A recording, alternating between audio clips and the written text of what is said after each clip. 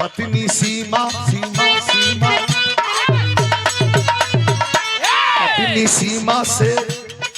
प्रकाश का खूब प्यार हुआ। पत्नी सीमा से प्रकाश का खूब प्यार हुआ। दोनों प्राणी का सद्भावना व्यवहार हुआ। अब खुशी माता पिता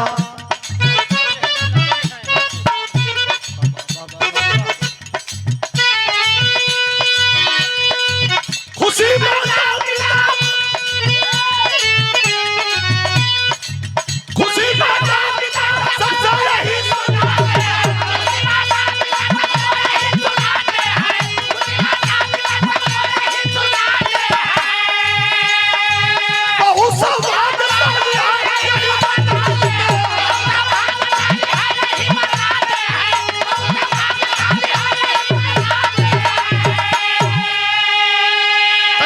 समझ लो।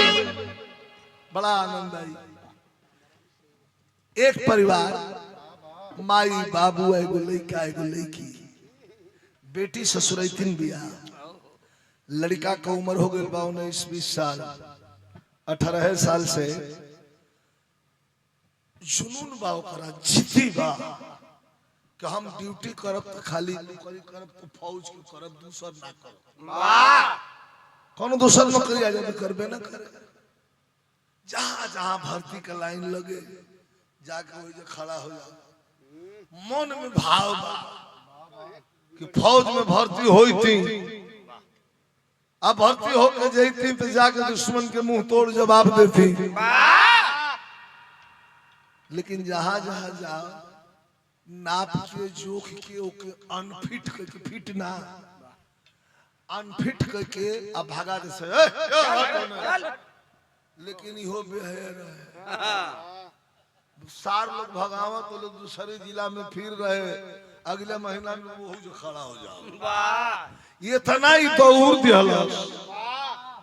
ये तना दौड़ दिहलस कि अब भर्तियों लेवा वाला के चीन गई रहो। जाके जब वहीं खड़ा होकर कुल अपने में भुन भुन भुन भुन बतियाओ लोग कि आ तो वही बा फिर मार साला के नाप के भगावे से। एकदम परेशान होके आके अपना माई के गोद में बैठ के रोवे लगल कि माई रही लागता कि ससुरा खिरिया खा ले मानो शाम के भर्ती ना लिहा। माई और रोली दुधार खाली किए भैया तोहर बाबू जी के पक्ष में नहीं खा। अरे एक गो लड़का हुआ, अरे हो रोडवा पर 2-4 बिस्सा, 1 बिस्सा 2 बिस्सा बेच दे, पैसा मिल जाई, कोनो बिजनेस व्यापार कर लिया। ये आंख की सोजा रहबा कहा जीबा नारे माई ई जन्म ले ले बानी हम फौज में, अगर ना जाई तो जन्म हमार बेकार हो जाई। माई जान गई कि तो दोगलवा हो सकला कि मरू जा।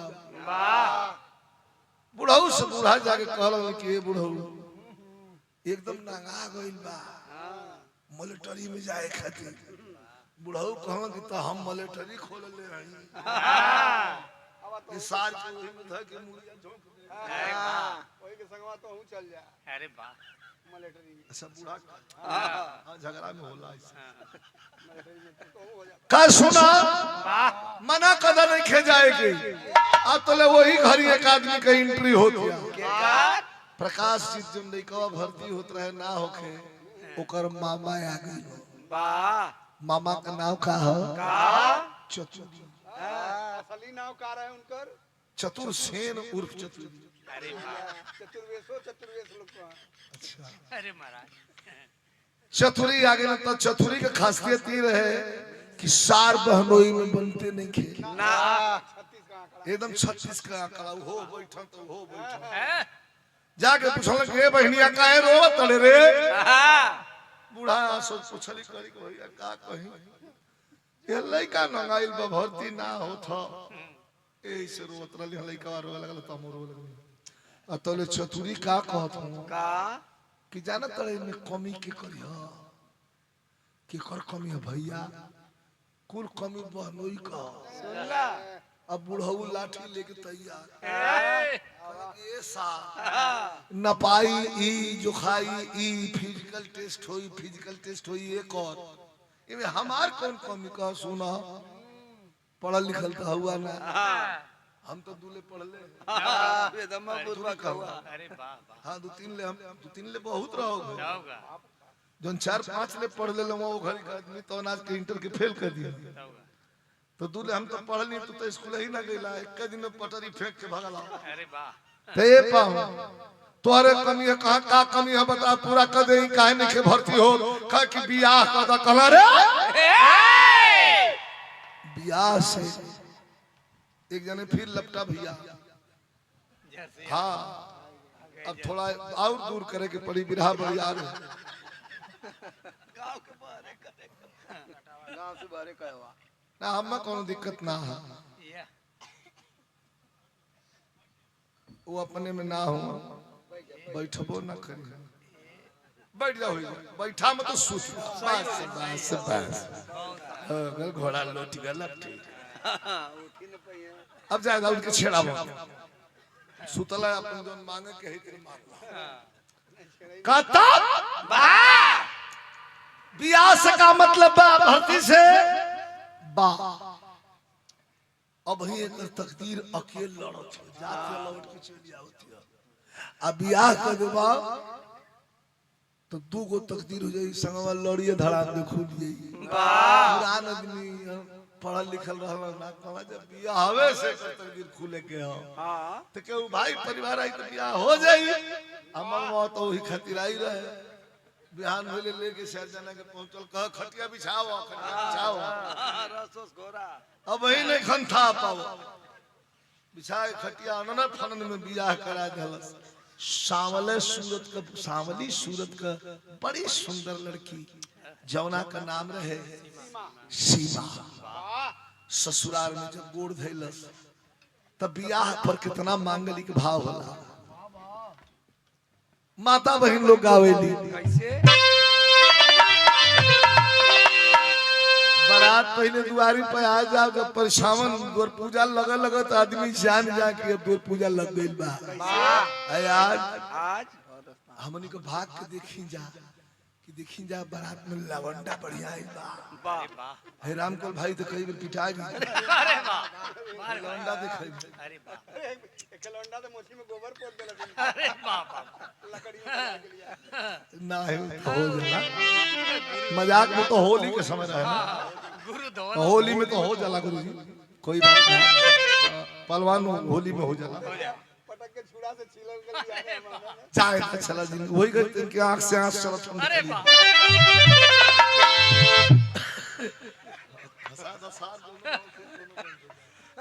कमन तर्जमा अब तो माता बहन लोग गावत बारी बना तो हर्ष लवट के आई कनी होए आ गई हमें हरा रुकुल शुरू के लिए बारी सकी के करी बासी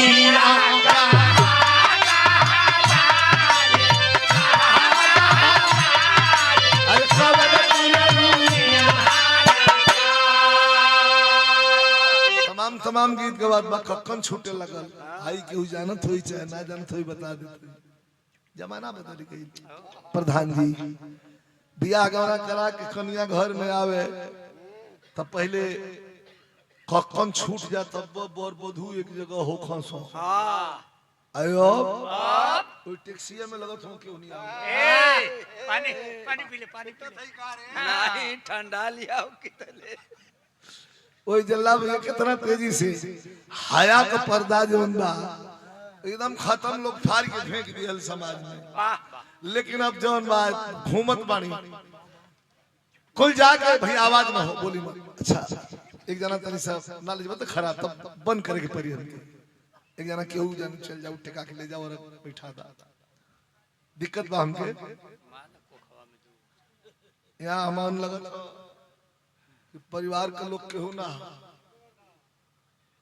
धल जा भैया ले जाके और जो ना तो कुर्सी पे उनके बैठा दा कहीं कुर्सी पे बैठे जो थोड़े वो यहाँ मत बैठावा है वही गाड़ी कर ले जा ना ही घर का पहुंचे घरों जे है तो चैन से ना रहनी है खाली खाली जो ही है भैया ले जा वो ले जा भैया ले जा घरों चैन से ना रह दिया जगह पर कि जाके खटिया पर सूत रहा आऊ माऊ कह के जगह में आँख खोद दिया मेरा उनको अरे बाप वही में डाल दिया अंगूरी सोचिए कि हम वही देखा मुहवे में से बतियावत है वही में फोड़ दिया आँख हो अपने में बाड़ा ना यहाँ दिखाओ जो सूत गेलन तो हम खुश भइली है कि अब सूत गई लेकिन वहां से घुसकत हमके लगा था कि थोड़ी बेले सरोज के ले आ जाता हूँ अब हाथ होता ना जोरत हूँ हाथ बराबर जो ले रहा हाथ जोड़ने का मतलब मुझे तो जाना अंदर से होश में हो कौनो एक को झापड़ मार दलस तो काम भी करिए अथवा ऐसे जोर थोड़ा क्यों छुए ना अरे बाप ये बड़ा तेज होला ना एकर जितना हो बहुत तेज होला गजब कहता कक्कन छूटे लगन चार पांच जगह कक्कन छूट के देवथान में रानू घुमेली से गीत गावेली सा हमनियो के कक्कन छूटल बा कक्कन छूट जाला तब जौन बात उन पति पत्नी एक जगह अपन होलन बात हालचाल समाचार करल लेकिन अब कक्कन अब छूटत बा तीन चार जगह भइल बा तो लेकरा छोटका मोबाइल पर फोन आ गई हेलो और से कहल हेलो कहां बाड़े का साला कक्कन छूटत त का तोर की फेंक का है करी साला लखनऊ में खुली भर्ती बारे मिलिट्री को कला हो के ना पता तो रहल लेकिन का कर बिहावा में परे साला भारतीय लेवे वाला पूछो थो सो कि लागता कि थका के थौस गलब ना आए भारतीय लेवे वाला पूछो थो सो कि हां ओ जे तो तोर के फेकलस माई के दिलस का कि माई रे तू देखिए हम आओ तनी जात नहीं वाह 2 घंटा में पहुंच गल लखनऊ जाके खड़ा हो गल लाइन में एगोड़ा तकलस कंफ्यूज हो कि ना भाई बिहाने से तो ना लौकल हुए आता तो ओकरा पजरे भल घूम के चीने खा के पजरे भल ताके तकलस से ओकरे को तकलस तो हो कहता हम ही है जाके बड़का साहब से कल के साहब हो आ गल हो बड़का साहब के कहना करे हुआ जो नकुआ देले हुआ आज 18 वर्ष की उम्र में समसार का ये जो भर हो जाता नकुआ वो आइल बा कहां यहां भी आ गया चलो साले को आज अंतिम टेस्ट लेंगे अगर साला पास हो गया तो आज भर्ती ले लेंगे वाह ये भैया त्रिया चरित्रम प्रशस्य भागम त्रिया के चरित्र अब पुरुष को भाग कब करवट ले ले एकर कोनो ठीक ना अइला कहला चले हाली सुबुर चार गाड़ी दे हमरा कहला चूतिया साले इडियट नॉनसेंस भाग के मुंह उठा के चले आते हो साले एकदम बदतमीज हो क्या हाथ जोड़ के कलश के हाँ साहब 3 साल से दौड़ावत हुआ तो हम बड़का राजा बाबू हुआ हम तो बदतमीज है कहे आज तुम्हारा टेस्ट होगा कहे साहब कौनो टेस्ट ले ला हाथ करत है ये तो सुई धसा लेकिन हम बस सरहद पर जाए के हजार इथे सिपाही के बोलौलस बड़का साहब का सुनबे कह का ले जाके बीच फील्ड में घाम में एक पड़ाका मार बताइए मत कि का करे का ठीक है साहब वो अपन साजार वर्दी में गए ए चलो इधर चलो लियागल बीच फील्ड में खड़ा करा के अब मार पे एक छापर झोंगी आ गल कलस के अरे भर्ती लेबे चाहना लेबे मरले का तोरी आही दादा उठा के पोसिया के हेबे कपार के ऊपर ले आ उनके जन वर्दी पहले रहो पटक के ओई छाती पर लगल मारा दौरे में लोग के विनाश विनाश फोड़ दिया छोड़ दे अरे साले तुम परीक्षा में पास हो गए छोड़ दो का भर्ती लेबा चाहना ले भाई मरलस कैसे काहे मल्ला सकर करे तुम पास हो गए का तोरे फेल पास कर हम ना जानते मरलस कैसे सर का छोड़ दो बेटा तुम पास हो गए तुम भर्ती ले लिए गए कहा अरे पहले वो कहा कल हम कोई जाने के बिना फोड़ देंगे अरे बाप पहले मैं बताओ क्या चला पहले वो कहा कला के बिना से फोड़ ले तो भर्ती हो जाए तब तो आप कभी फोड़ सकिला कला रे साले दूर से बात वाह बड़का साहब और जो मराल है तो हम कहलस कि ई कॉन्टेस्ट साहब ई राक्षस मथिन पीटा था सर अब तो हम छोड़ो तो ना होगा गन घुसा के न छुआ लो ये 50 थे से बेसी मरले हो आम छुट्टी चाहिए साहब चलो तुम 1 महीना के लिए जाओ छुट्टी ओके लिख के दे देना कि बेटा तुम भर्ती हो गए आई दादा आके एगो पेड़ के नीचे बैठल पानी पियता सोचता का कि बड़ी मेहनत में भर्ती भइला में माई के फोन कैलस आंख में आंसू कभी कभी आदमी खुशी में रोएला रोता कहता माई रे माई फोन उठा हेलो के है भैया माई हम हाँ बोला बेटा पहुंच गया ठीक से ए माई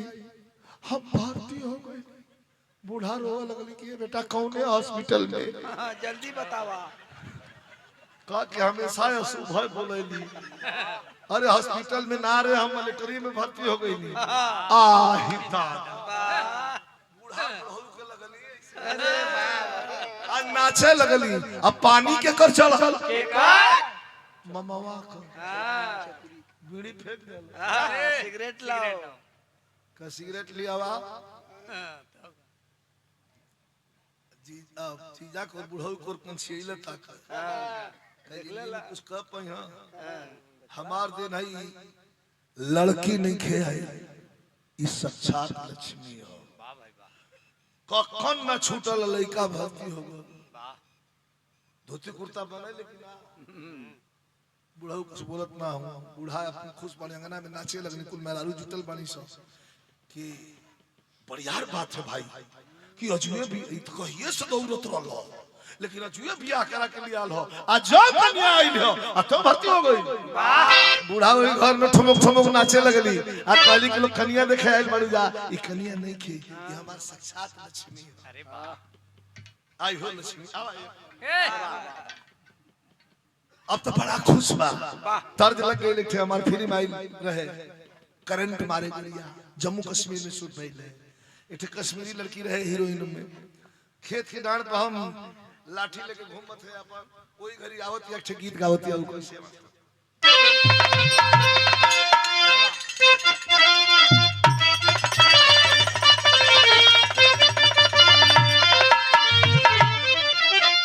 कि अरे पढ़ला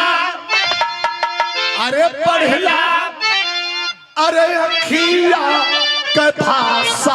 सैया हो पढ़ला अरे अखिया कथा सैया लाज लाख बोले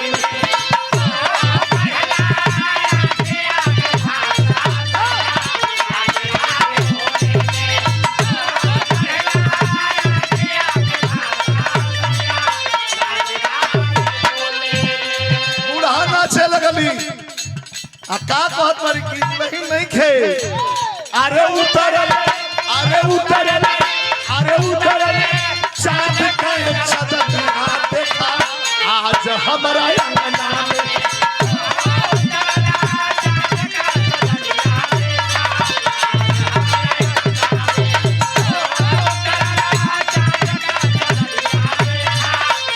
कैसे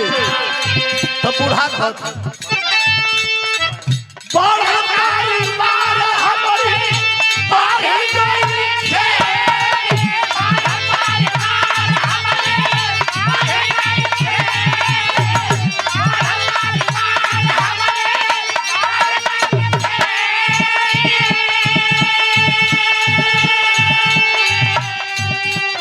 अरे घूस भी बेटा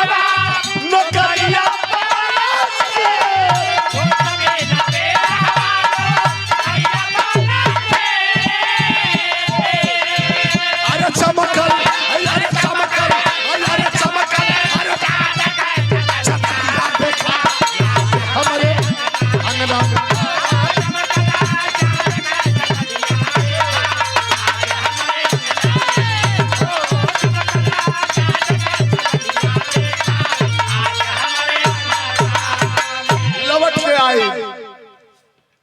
लखनऊ से लौट के आई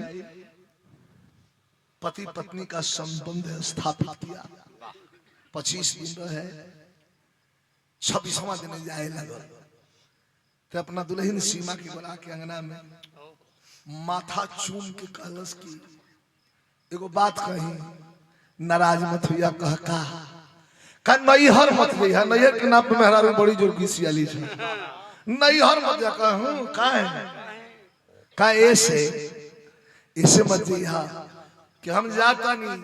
ट्रेनिंग क के अपन पहली पोस्टिंग देख के जब छुट्टी आई तब मोटरसाइकिल में बैठा के वर्दी पहिर के लेके ससुराल में चलत हमारो इज्जत बढ़ी गई। वाह लड़की रहे लगल सिमवा अपना सास ससुर के सेवा करे लगल। अब देखी आदमी गिरगिट की तरह कैसे रंग बदलेला। जब वहां गए 6 महीना ट्रेनिंग कैलस तो एगो न चिट्ठी न छुपाती न फोन न कुछ कौनो खबर न। अच्छा जाए दे ट्रेनिंग करत रहे माफ करत नहीं जा। वहां से पहली पोस्टिंग भइल जम्मू में 2 साल वहां पोस्ट था और 2 साल कुल मिला करके 2.5 साल ड्यूटी कैलस। 2.5 साल में एगो न फोन न पत्र न चिट्ठी न छुपाती। बूढ़ा माई बाप कलपतला रात दिन प्रधान जी के यहाँ जाके पूछम प्रधान जी ए प्रधान जी कोनो पता हमारा लड़कवा के मिलल क्यों प्रधान होई तो बुरा मत मानी। प्रधान जी अपना दुआरे बोर्ड लिखवा दिले रहो का कृपया 8 बजे के बाद न मिले न मिले। वाह शाम को 8 बजे के बाद हाँ रात का 8 बजे रात्रि 8 बजे के बाद न मिले मिलना मना है। वो काहे बते अब के समझत हो आदमी हम काहे के बताएं? 8 बजे के बाद कृपया न मिले। उसको मिले का मिजाज भी बदल जाए। हाँ। आ एक दिन बूढ़ा अब बूढ़ा दोनों जाना 8 बजे के बाद पहुंच गई। जा कहना प्रधान जी कहना बोर्ड ना दिखला जाए हमने कहा पढ़ ले लिखले बनी जा आप पे गांव का मालिक बनी प्रधान बनी बताई हमारे लड़का वा कहना कि मर गल हुई तेरे ही कदम 8 बजे का मतलब पूछत है ना कला वो चक्कर छोड़ा सा वही खोजे खाजे वाला काम बन तेरा ही करा और करते रही कर ले है 10,000 जो मेरे कर दे। 8 बजे के बाद बादाम भुजाए लगे और अरे वाह लेकिन माई बाप तो माइये बाप बेचारी बउरहिया मन के औरतियों हुई पशु और प्राणी बड़ा भाग से न मिले। कितनी सुंदर लड़की बा नैहर ना गई इंतजार करता ये ने पहुंचल बा का सोचता सोचला प्रकाश मोर अजिनी की के नाश भइले। अरे माई बाबू पहले मोर कोई पिया अनपढ़ गवार मिलल हमारी दुल्हिया अरे कैसे होई पगारी के संगे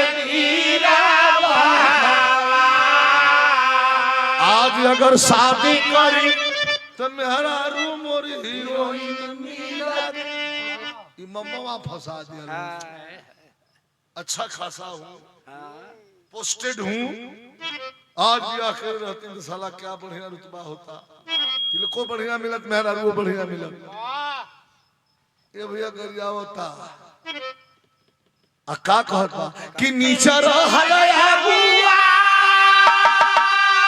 अरे बगल पीछा लगुआ हो अरे जबरी धारावा लसी भाई सदा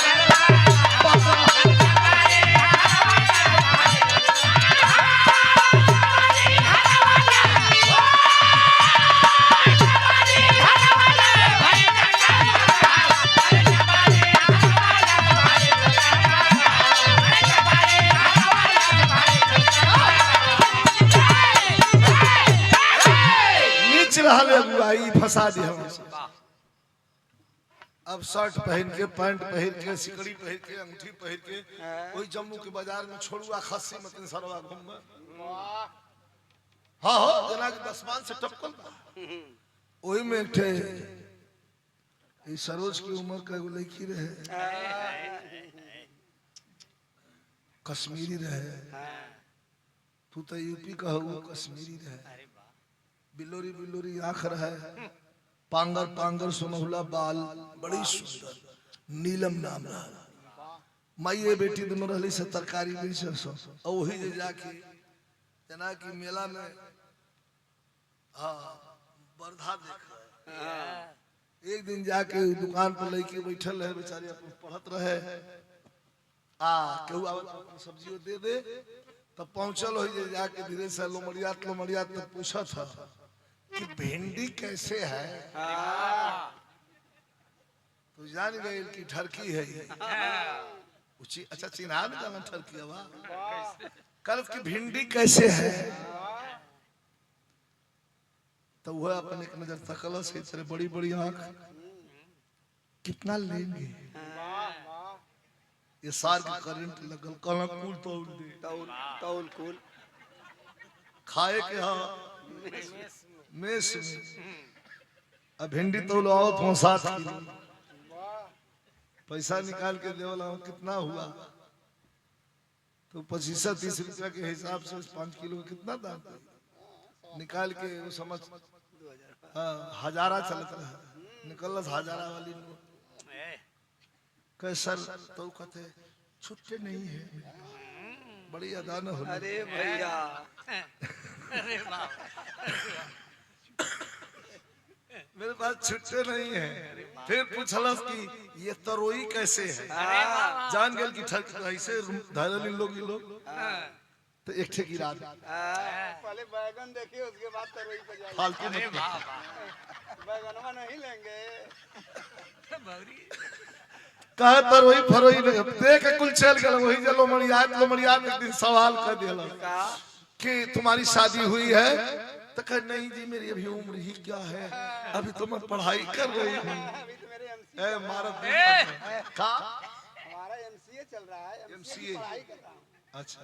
तो कुछ साफ बोल के अरे तू एमसीए पर रुक जला तो हम का एक दिन समझ फालतू में दवा ठहर बोला कलस की सुना शादी कर ले हमसे शादी कर ले सौदा बड़ा नफे का है अरे वाह तैयार हो गए अतौले तत बड़ा ठे लेटर घूमत करे ट्रेनिंग सेंटर से आए लेके ठे सिपाही पहुंचल के रे भैया प्रकाश जीत भैया हाई लेट कहला साला तू बड़ा अशुभ हो गए खोलना तो में लिखल है कि बेटा घर चले आओ तुम्हार माई मर गई अंतिम दर्शन काला ने तो हमने फूंक दे दिया कल की माई का आदत बड़ी खराब ना हो एक वही करला तो तनी 2 दिन 4 के मोल होत है बियाह कर ले था मौतों के उतारे ला ऐसनो लोग हो बनलस कुछ छनलस आऊ तरकरिया वाली से कहलस कि एकदम हिलना मत यहीं रहना मैं यूं गया यूं आया वाह अपन 3-4 दिन का ट्रेवलिंग पूरा करके जम्मू कश्मीर से आयल गांव पर आज जब आके एक्का गाड़ी घोड़ा वाली गाड़ी जो टमटम चले सामान वही पर रखल बा उतरल तो देखलस बरगद की पेड़ के नीचे ये फरवरी का महीना कौड़ा बोलल बा बाबू माई बैठल बा आलू भूज के में से निकाल छील के बूढ़ा थमाओ थे बूढ़ा खात हो एक आध को घर में डाल के लगन लगा घुमाव मुंह फूक दे अपन ये कुछ चलत रहा तो वही घरी लेके पहुंच कर कहा करे बाबूजी ए बाबू बाबू तो कहां आऊ का बताओ कहे मदवा तू नहीं कहला कि माई मर गईली सोझई ई भूत हक चुराई नहीं बुढ़ाऊ रो लगला कहला कि हमारे काला बदतमीज अब दिखाई है लड़का का बदतमीजी बतिया रहे हो कितना जरूरी काम छोड़वा के बुला लिए शर्म नहीं आती बुढ़ाऊ कहला काहे भैया सीधा टक्कर पाकिस्तान वालन से तो कहा बहुत बड़ा काम मेरा छोड़वा दिए और मैं रुकूंगा नहीं 1 मिनट नहीं रुकूंगा अभी जा रहा हूं निकाल के लाठी बुढ़ाऊ आगे जाके बांध के छटका लगा कहला कि तू जो हम ना रुकब बाकी है मास का मोटरी जोन घर में बैठौले हुए अपन मेहरारू के लिया के जो कहा अभी यही है गई नहीं बहन चो अभी फौजिया वाला बोला ना हो फौजी भाषा है भैया ठीक है मैं कुल भाषा सीख रहा कहा कि अभी गई नहीं, बड़ी ढीठ है। अभी बताता हूँ ससुरी को। खड़बड़ खड़बड़ जाए लगा, इतना में सिमवा का कैलस। पर्दना मुंह धो के चढ़ दे, साड़ी बदल के, हल्का सा काजल लगा के, तनी सा बिंदी लगा के, तनी सा लिपस्टिक लगा के, मांग में सिंदूर भर के, नई की साड़ी पहन के वही दुआरी में खड़ी हो गई कि 2.5 साल के बाद वहां के आवतानी आवते आवत पहले पकड़ के खूब रोई। ये बताई गावना के मेरा रुकी हुई है तेरे छोड़ छोड़ जाला।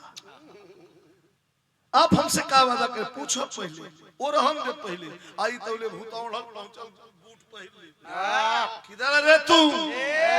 अरे दुआरी पर से देह तोड़ के पहुंचल, कौनो साला मर्द रही तो बसीज जाई। जा कोई गोड़े पर बैठ गई प्रणाम करे खातिर, अचरा लगा के ना मेरा रुकोड़ पर लिसा अतले उठा के ताहिना पैर ये छाती पर धड़ाम में चलाइए दिया। हो दे फेंका गई, उठ के बैठ गेल, रोवे लगल कि कोनो गलती हो गई का, काहे हमरा के मारत है? रोवे न कह गई रहनी कि हमरा माई बाबू को सेवा करी हा, तो सेवा नहीं कैली तो नहीं पूछ ले। कहला सेवा और बेवा की बात बनकर हकीकत क्या है बताता हूं, मैं तुमसे नफरत करता हूं और दूसरी शादी करूंगा। का सरकार का बतियावत है चत्ता लगल बा।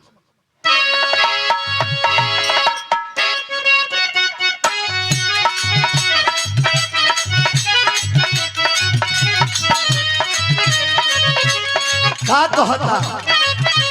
अरे दुनिया कहले जब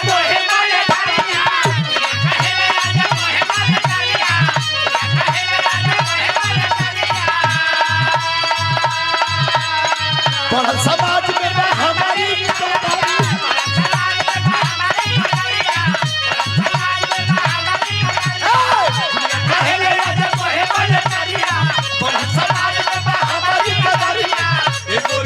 गोरी गोरी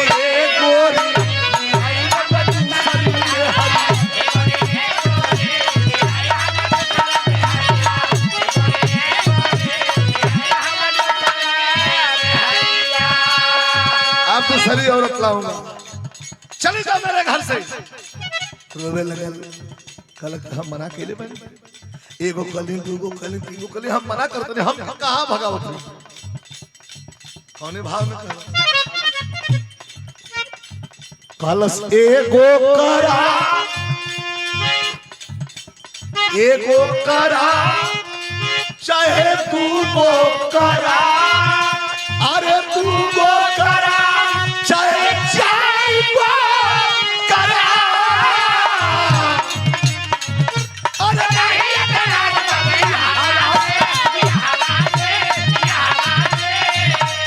लेकिन सुना हो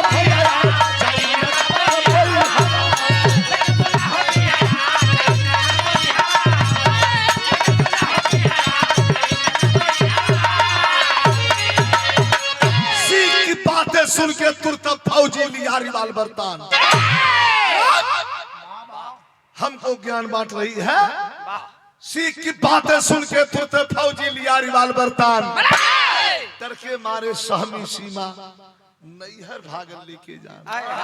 जल्दी से चली जा वरना 2 गोली मारा भी नदिया में फेंक दे। जान का डर सभी की बात बेचारी भाग खड़ी आई अपना बहरे सास ससुर से कहलस कि हमरा के मारत तड़न भगावत हो। 20 गो रुपया अपना खूंटे से खोल के सास दिहली करी के बेटी जा, लेकिन एगो वादा करके जइहा ई पगलाइल बा आजकल ठीक होई, कहीं शादी मत करिहा, तू हमार बड़ी सेवा कइले हो। पढ़ल लिखल लड़की रहे करल के ठीक बा अम्मा जी हम शादी ना करब, लेकिन जब अपना 40 किलोमीटर का दूरी तय करके आज अपना नैहर में लड़की पहुंचल बिया, शाम को 5 बजे तक माई का नजर पड़ल, बाबूजी माई एक ठे भाई छोट आगे बढ़ रहे वही जो लोग बैठल बा, आज जब वो नजर पड़ल तो धक दे करे जा कैलस। सिमवा का माई कहत है कि ये सिमवा का बाबू हाय हमर लड़किया आवत का हो न कोनो साहित न सुदेवस न दीन न बारी, धड़के लगल करे जा। रोवत सिमवा करीब आइल, माई की गोद में बाहर आके गिर गई। कभी की भाव बड़ा बढ़िया दिले बनी किसी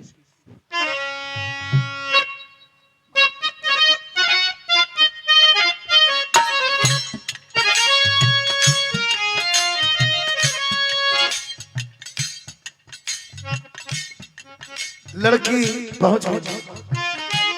तब माई का कोखिया होले कोहर कयौआ माई का कोखिया होले कोहर कयौआ गोदिया में जन्म आयो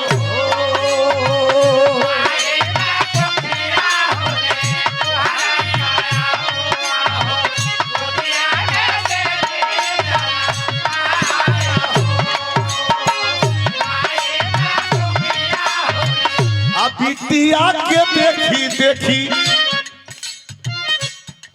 बिहर कर जाओ अनलउर पानी ना घोटाय हो बाबूजी उठ के खड़ा बोला रे बेटी तो के पिस्टल दिखाउलस हां बाबूजी लात से मरलस हां बाबूजी का चिंता मत करा और 5 पैसा दे से तोहर ब्याह कर तब लड़की कहतिया का चुटकी भारत से दुनिया के लंबे बिहार बुमाई असोला सिंगरवा नहीं अरे बाबू सवार बुझी माई तू का भार रोटी दिनवा बिताई भार रोटी दिलवा बिता आया पेट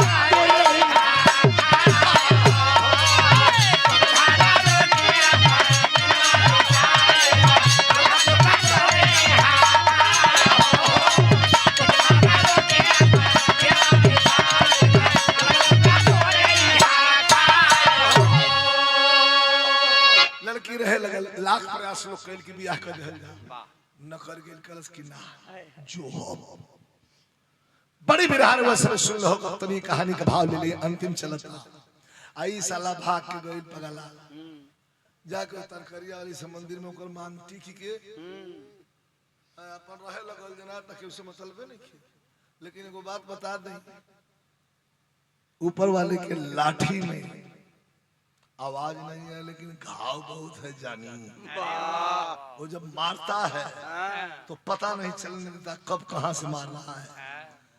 ये अपन खूब अपन गर्दा उड़ौले रहना तले वही घड़ी बॉर्डर गरम हो गई पाकिस्तानियों की हरकत बढ़ने लगी अब तो सीज फायर करना मुश्किल हो गया था रुकवाना मुश्किल फायरिंग पे फायरिंग फायरिंग पे फायरिंग फोर्स उठा करके स्थानांतरण की जाने लगी बॉर्डर पे इंडियन आर्मी के नौजवान भारी संख्या में बॉर्डर पे शिफ्ट किए जा रहे हैं जंग जैसा माहौल हो गया है अब वही जौन बात तो तबादला में इहो उठा के जम्मू से ठेल के कुपवाड़ा है जौन बा तुम बॉर्डर लाइन बा है जब अंकर में खड़ा हो दिन भर हनुमान चालीसा वही में पढ़ा कब कौन 150 राउंड कब वही पर मारे कोनो कोनो ठीक ना बा पाकिस्तानिया मारन सो तर्ज बड़ी बेजोड़ लगल तनी बिरहा का अंतिम तर्ज लेकिन भाव कैसे एक गोटेदार लहंगा निकलूं जब डाल के अरे वाह लेकिन दुश्मन तो हराया है जब अरे दुश्मन तो हराया है जब खूनी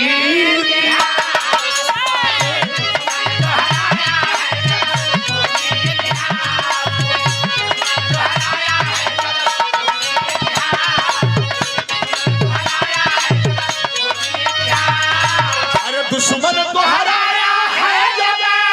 अरे खूनी इतिहास के बाघा बॉर्डर पे ड्यूटी बाघा बॉर्डर पे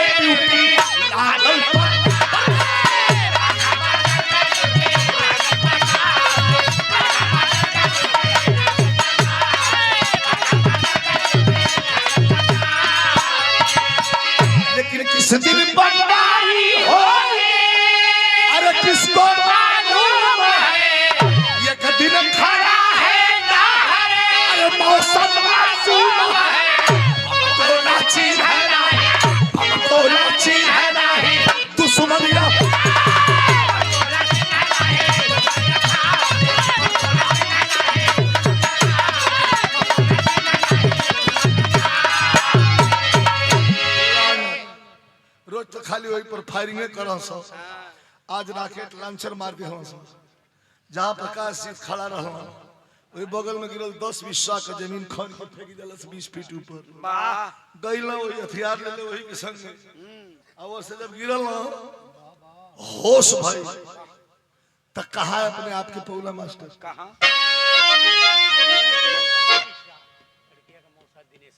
दिनेश यादव जी हमारे बिटिया सृष्टि बिटिया के मूसा जी दृष्टि बिटिया के मूसा जी शुभ आशीर्वाद सब भैया नमस्कार प्रणाम। कहा पौला के मौत के मुंह में जाके जिंदगी आखिर लौट के लोटल हॉस्पिटल में लगाए होने हॉस्पिटल में प्रकाश का फौजी उपचार और दवा से लेके खान पान सगरों खर्चा देती सरकार। मालिक को मंजूर नहीं था डॉक्टर साहब हुए लाचार और दोनों पैर कटल नाहर के जीना एकदम भयल बेकार। बड़ा उड़त रहा बाबू माई के ना सेवा करी एगो दूसर मेहरारू से बियाह कर लिया एक ठे लड़का बच्ची पैदा बा एक ठे पेट में बा आ वही घड़ी बारूद का मार लगल डॉक्टर दोनों पैर काट के एक ठे गुना से 4 अंगुल नीचे व्हील चेयर पर बैठा दे। बड़ी रुपया मिलल कुल रुपया वही तरकरिया वाली के ना से जमा कर अपन खाता पिए तड़ा मौज में बालो उठा दा अतौले एक दिन देखा मेहरारून से हम शिकायत नहीं कर हर बात शेयर ना करनी चाहिए मेहरारून से हर बात ना कहे के चाहिए। एक दिन कही दे हम कहना कि हमारी जमीन गांव में भी है। कितना है जी अजी कितना है कहना 4-5 करोड़ की है तब तो उनके लेस दहलस की उस मरलस यहाँ क्या कर रहे हैं कटहा गोड़ लेके झुलावत हुआ 5 करोड़ डूबत हो चला लाते सर सामान लेके गांव पहुंचलो तो गांव पर ताला बंद बा केहू ना आई सब गांव के लोग अपने नाराज बा सब केहू के अपने बाबू माई के ना भइल ससुरत हमनी को होई प्रधान जी गेल कहला भाई केहू जाओ चाहे मत जाओ हमार तो 2 वोट बढ़ल हम जाए। प्रधान जी पूछले कहला भैया का हाल चल बा कहला ठीक है तुम तो मेरे साथ ही पढ़े हो कहला पढ़ाई लिखाई तो ठीक बा कहला कि रे पूछो मत बड़ा हाँ बहुत लंबा इतिहास है कहे का तेरा झूठा ऐसा ना होला सारे कहे हमारा दोनों पैर काट के पाकिस्तानी आज भी पाकिस्तान के म्यूजियम में रखे हैं चले गए लेके टिकट लगता है। कहला अच्छा तो प्रधानों जी कम ना रहो कहला तब तो सुखा न चाल हुई अरे वाह अरे कहता हली कुल गिरवा के कुल मिस्त्री लगा के ऊपर से समरसेबल करवा के टाइल्स फाइल्स लगवा के एकदम फिट करवा के और रहे लगल गांव अपने लगल लड़का खिलावे ठीक के बा गोद में एक बकरिया घिंचता आई कश्मीरिया भौजी निकल जा बाजार कर ओए में ठे नाउ रहे Majnu hair dresser salon and parlour massage centre ऊ सरवा देखलस तो के 30 भइल की सरवा गोल कट बतावा इतना हैंडसम सुंदर हीरोइन में हरारू लेके जिलेबी तोरा भौजी खाला से रसगुल्ला तो कहे नहीं जी मैं मीठा नहीं खाती लाके खाली तो जुठार दाम खा अपन यह करत अच्छा पशु के ढेर मान देवा तो वो पीछे घूमे लगी। एक दिन सामान लेके घरे आवत हो अनहार हो तो डहर में सरवावती आवत था कि भाभी हाँ भाभी एक बात बोलूं आपको बुरा तो नहीं लगेगा कश्मीरिया कलश की नहीं बुरा नहीं लगेगा बोलिए कल आप बहुत सुंदर है तो कलश की तो वो लगा के कलश की आप भी तो कम थोड़ी है ब्लैक कलर का टी शर्ट पहनते हैं अरे वाह अच्छा आप भी कम नहीं है आप भी बड़े सुंदर हैं कह लेकिन भाभी दिखाई फसावत हो बउआ कह भाभी क्यों नाऊ है तो कुछ जाई मत नौआ फसावत है पंछी में कौआ आदमी में नौआ फसावत कैसे है कह भाभी एक बात बता दे दिन में एक आध दो बार तो मैं रोई देता हूँ। कह है बाबू, कह आपका सुंदर चेहरा और भैया के कटल का गोड़ पर जब हमारी नजर जाले, हाँ रवाई छूट जाले, आंसू छलक जाला भौजी हमरे। करत करत सरवा ओकर दिमाग डाइवर्ट कर दिल। अब घरवा सोचो से बोलबे न करे खानो ना दे, यो एक ठे रूप है। अब मने मने सोचत कहा मास्टर तुम्हें बजा के आया,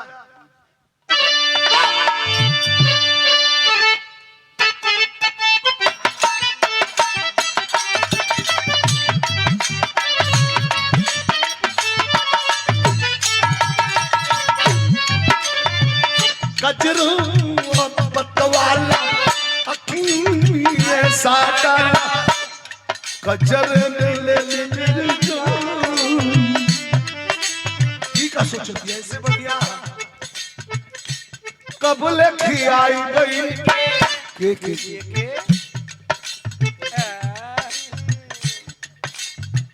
कब लेखी आई गई कब लेखी आई गई अंगूरी पर सोच दिल की अरे जी हाय बहुत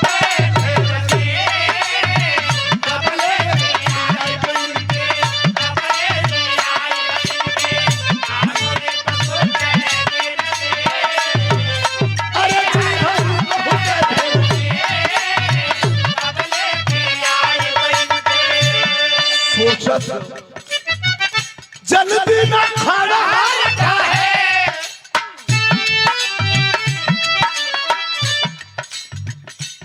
कहावत है,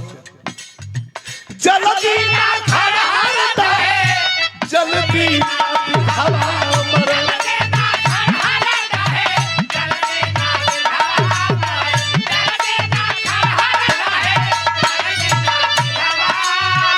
जितने उससे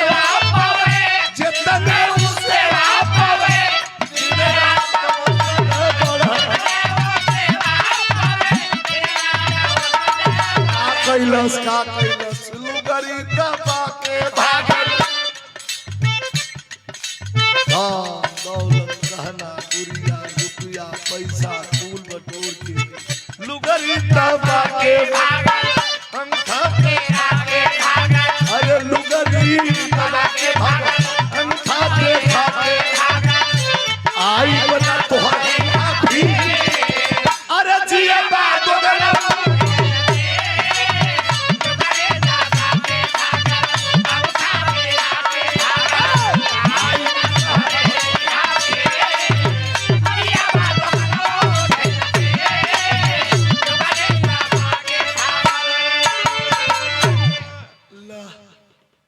अरे अपने तो कहीं पे कहीं हाउ जोन तू मुहा लई कवा रहा हाँ बउआ मने करल को नहीं नहीं चलेगा नहीं चलेगा। अरे हम खुद ही हैं काफी चाहिए तो हम है ना छोड़ दो साले को भाग पर आए। अभी बेचारे को माटी हिज में पड़ल दौड़ के एक ठे व्हील चेयर चला के उठाओ तो एक ठे यार कैले बा ओके उठाओ तो एक ठे यार याओ कैले बा गांव पुर में केहू उते नहीं खे नरक स्वर्ग यही जना केहू ना जात कर ज्यादा ससुरा के बाप मतारी है तो कलप कलप के मर गए ना बेटा बेटा कह के ना पूछलो नाराज बा पूरा गांव। प्रधान जी कबो काल के हवा काठे बिस्कुट पार्ले जी फेंक निकल जा अरे वाह कहा कि तू हूं जोन हो तो पूरा ना हुआ पवन नहीं ईटा भल बड़ा कौन ठीक है देवा कि ना देवा वोट सोट प्रधान जी कम टाइम दे आज पहुंच गई बाकी अरे बाप ये तो पोलिंग बूथ तक टका के लेके अरे वाह अब एक दिन प्रधान जी मोटरसाइकिल लेके पहुंचलो करे तुरंत की ससुराल 5 साल बीत गया भैया अभी रहा अंतिम बात ने गौर कर लिया 5 साल बीत गया जब तुरंत की ससुराल पहुंचलो तो दुआरी पर गाड़ी रोक देला आओ जैसे आवाज न करे भाई केहू बा हो देखो मेहरारू घर में से निकल का हजी के खोजत है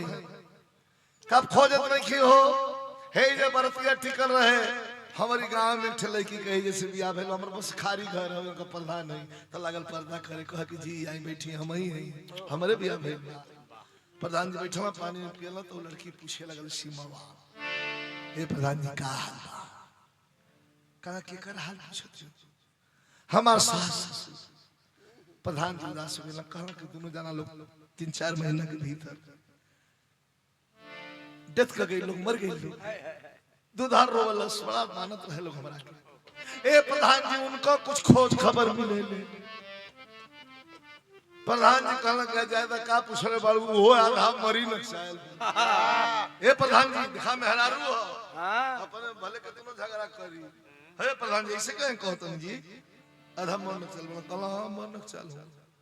मेहरारू ले आल वहां कुल्ले के ठनारू लेके भाग गई दूठे रहता है तो लड़का छोड़ दिले बा इनका माटी है इनका माटी हिज में पड़ल बा परेशान हो ज्यादा ससुर जैसन कैलो सन भोगत हो तू अपन बियाह हुआ कैलू कि ना कल बोली ना पौरस तले मोटरसाइकिल उठल गर्र दे लेके चल दे लेकिन लड़की का बिरहा का लाइन मेन है लड़की का परेशान हुआ लड़की रोवत बा अपना माई का चरा धाके करुण रस खाली लिखाला ना करुण रस गवाला भी मैं इस गीत के इस लाइन के लिए व्यक्तिगत रूप से प्यारेलाल कवि को बधाई देता हूं पूरे बिरहा जगत के पहपट को और पूरा बिरहा जगत की लेखनी को एक बार टटोल लीजिएगा इसको सुनिए क्या लड़की कह रही है कि आज विपत में पड़ी गया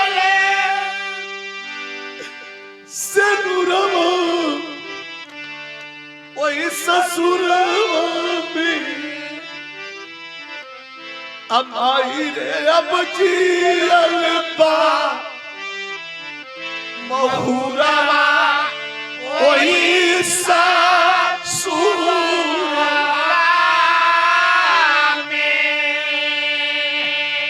माई निकलस कल करा पिस्टल हाथ में उठा के चलौले रहे करेजा पर छाती पर लात चलौले रहे जय बेकार है आय हाय का कहतिया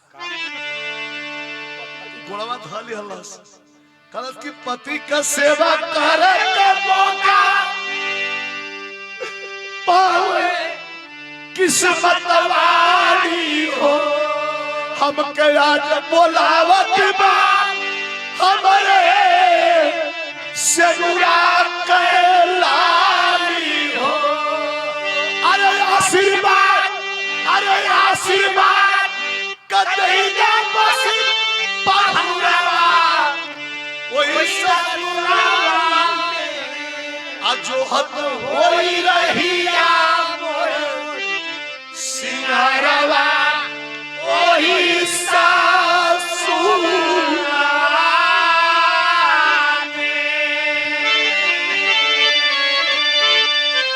ए भाई हम जाए माई नाराज भाई हाली हाली बक्सा खोल के एगो साड़ी निकलस अब 500 रुपया निकलस फेंक के कलस की जा जो बाकी लौकी है मत रोवे लगल सिमवा कलस की माई तोरा खातिर हम पहाड़ हो गई अब ना आई उन्हीं मर जाए 500 रुपए का पुरस्कार इस करुण भाव पर हमारे बड़े प्रिय अजीज हमारे सहोदर भाई जितना कहूं कम आदरणीय प्रधान जी श्री नरसिंह यादव जी जिनका पैतृक जन्मभूमि पैतृक निवास स्थान यही है लेकिन बाबूजी के ननिहाल बाटे इब्राहिम पेटी जहां पर रुआ सवेरे लाऊं का प्रधान भी बानी हमरा तरफ से प्रणाम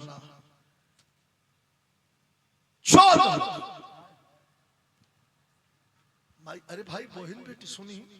ससुरा बिगड़ जाइए हमार बहन बेटी आपको बहन केहू भाई कहो के क्षमा कर जेकर ससुरा बिगड़ जाइए नैहर में बहन बेटी का कह दिन बीती तू केतनो कैसा हूं तू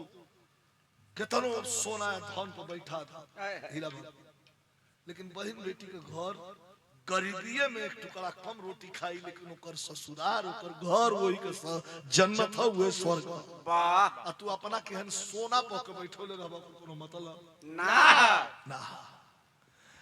लड़की उठौला सर माई के दिहल साड़ी खोइछा में तनी से चाह बानी के अब 500 रुपया देहलस और रो के दलता बा लेकिन रो के कहलस माई के अब लौटिए मत क के ना मोर जेबू ये ना लौटम भाई तो के पहाड़ हो गई हम लेकिन कभी के कहना कि सूर्य के प्रकाश कमय जो करे घर में भैया अरे जितना की लक्ष्मी करेगी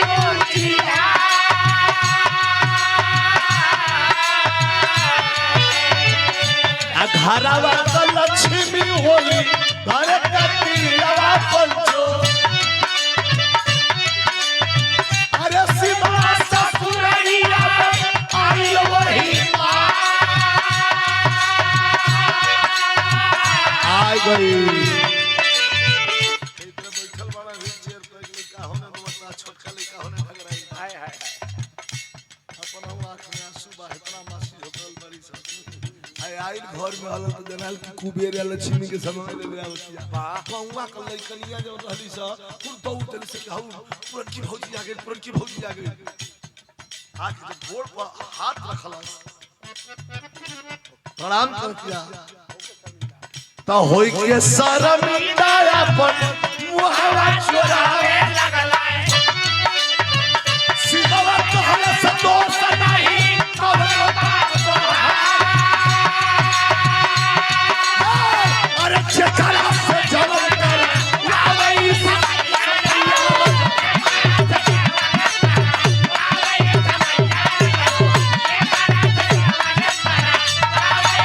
अरे वो करे आगे होला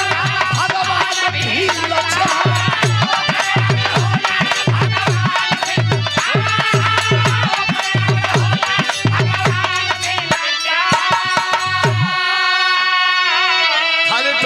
ताकत हो रोवत हो आस रुकत नहीं के कह रोवा मत तुरंत लिया के नहवा के धोवा के बच्चन के नहवा के धोवा के घर धो के बेबी पाउडर लगा के खूब बढ़िया से कहत कि तू चिंता तोरे मन में इहे न बा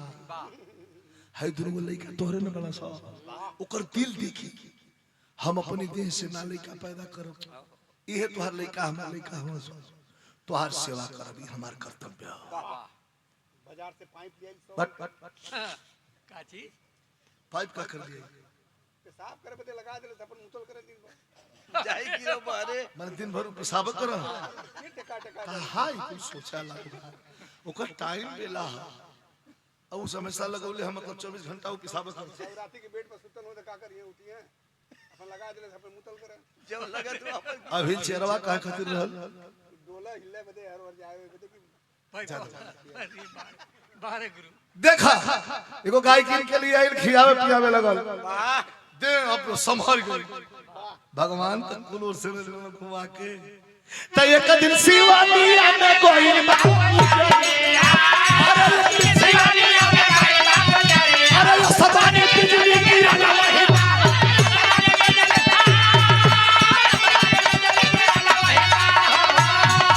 अरे चारा लियावे बदे गोइल बा और से लेके लौटत रहे आसमानी बिजली गिरल पेड़ की डार पर वही डार के नीचे दब गई उठा के लोग लिए देखा मरे के हमारा तक है द्वारी पे सुतावल लोग डॉक्टर ने मृत्यु घोषित कर दिया तो मीडिया वाला पहुंच गया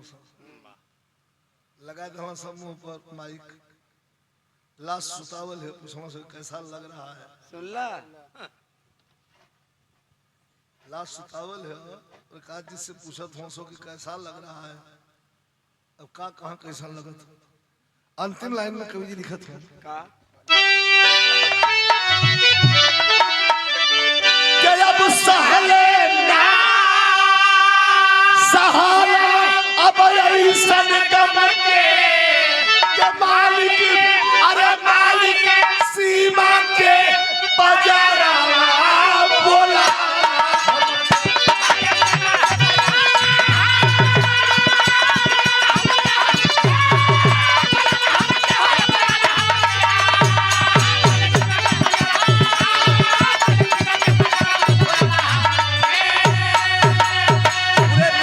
बुरा नतीजा ना मानो तो कर देखो और जिसने जिसने किया है और उसका घर देखो बुरा काम का नतीजा बुरा होता है। आदमी सोचेला कि हमार के ऊपर बगा कर के देखत बा, लेकिन एक उप दुनिया का चौधरी ऊपर तैयार है, फैसला सुनाता है। गुरु बिहारी गुरु गणेश जी डूब गए हैं कम से, रामलाल गुरु बच्चन चंद्रिकाएं आंसू बहे, मौत के मुंह में जाके जिंदगी विजयी